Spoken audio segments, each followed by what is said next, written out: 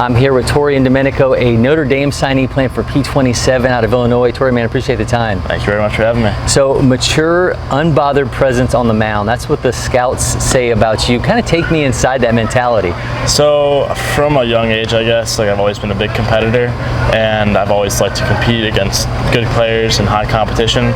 And for me, like the level, like the mentality that you can have coming into it with like a dog mentality can really help you and have an advantage when you're going out there on the mound. So I like to do that. I like to have a big competitive spirit when I'm on the mound.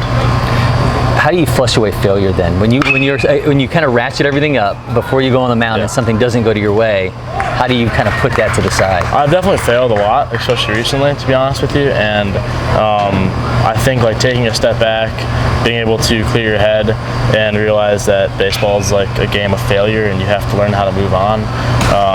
I just like to clear my head with stuff I like to do on the side, honestly, but definitely being able to relax and stay calm and not getting worked up is a big part of that. Is it a process that you go through? Do you kind of have like affirmations or something that you tell yourself? Or I mean, I like to kind of remind myself that I'm a great baseball player and that I'm a good competitor, and that every time I'm not going to go out there and pitch perfectly, and there's going to be times where I'm going to go out there and not do as well as I'd like to do, and you have to kind of come to terms with that and know that bad outings are going to happen. You got to be able to bounce back and go out and compete even harder the next time. When you're in the academy environment, I mean, that kind of becomes something you have to do. I mean, obviously, when you get to Notre Dame that's part of the process too. How has this kind of environment helped you get ready for what's next? Being here and playing against the guys in this conference and the schools that we play, like the junior colleges that we play, the level of competition is way higher than it would have been if I was back home right now playing a normal high school baseball, and that has 100% prepared me more for going to college and pitching against 20, 22-year-old players, where I'm pitching against right now, future draft prospects out of high school. It's preparing me for that level of competition that I'm going to see in college.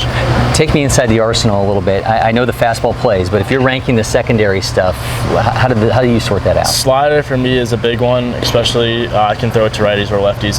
It's more of a bullet slider. It's not a sweeper, but it has late, very tight movement to it, so it's very effective. And the changeup for me too, a lot of arm slide life, has dive to it. So it's definitely, and it plays directly off my fastball. So you got a guy in an 0-2 count. Is the slider the go-to? If it's a righty, I like the changeup more, but if it's a lefty, I would like to try to bury that slider and get him to swing at it late. So being in Illinois, certainly there's the pull of Notre Dame. I mean, that's a brand name across the country, but it's even bigger in that part of the Midwest. What was ultimately the draw for you and the deciding factor for the Irish? For me, academics is a big part of the decision, and you really can't get much better than the academics at Notre Dame and the baseball at Notre Dame. It's a great combination. They're a highly competitive school for baseball, especially in recent years, and the academics there are second to none. So it was a great choice for me. All right, I'm going to get you a ball. I'd love to see guys take me through their grip, so let's do that part. Let's do that. Awesome. So I've traditionally used to go with a normal four-seam grip, but the way I release the ball, I get underneath it naturally, and my coach has changed me to a two-seam grip.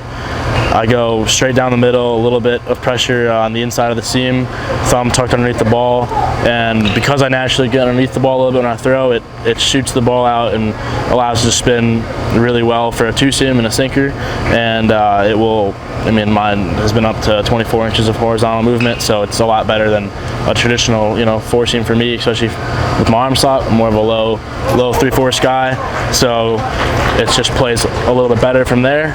I have a slider. I go against like a back of the horseshoe, middle finger sharp against the seam along with the thumb. My pointer finger is a little bit elevated on the ball as well. And then for changeup, it's a circle changeup grip. It's just similar to my two-seam grip, just finger's a little bit more spread. Sometimes I'll drop the thumb, kind of depending on how the feel is for that day. And I just think heavy pronation, staying on top of it. Like my two-seam, it gets basically the same movement. It's just about 8 miles an hour slower, so it's deceptive because it looks like the same pitch, but it's just going to die at the end. So yeah, it's monster. Tore, man, thank you so much for doing that. I appreciate it. If not already, make sure you follow LakePoint Sports on all our social media channels. You get so many more of the athletes that come here to show out.